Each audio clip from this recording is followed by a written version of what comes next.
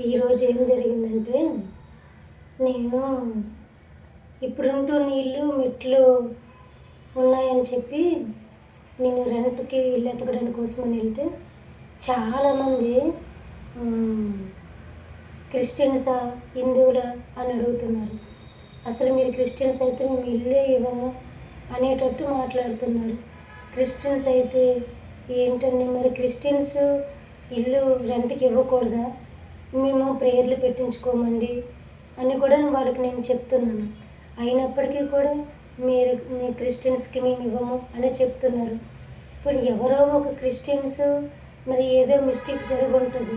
కానీ అందరికీ అదే చెడ్డ పేరు వస్తుంది. మరి ఎందుకు ఇలా అర్థం కావట్లేదు. మరి క్రిస్టియన్స్ ఎక్కడికి వెళ్ళిపోవాలి?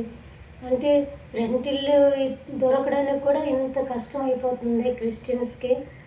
ఇది ఎంత బాధాకరమైన విషయం. కొంచెమైనా ఆలోచించండి. చాలా తిరిగాను, చాలా కాళ్ళు నొప్పి వస్తుంది, ఇల్లు తిరగలేకపోతున్నాను. మేము మంచిగానే ఉంటాం, నీట్‌గానే ఉంటామని చెప్పినప్పటికీ కూడా ఇల్లు అద్దెకి ఇవ్వడం లేదు. చాలా బాధగా ఉంది ఫ్రెండ్స్.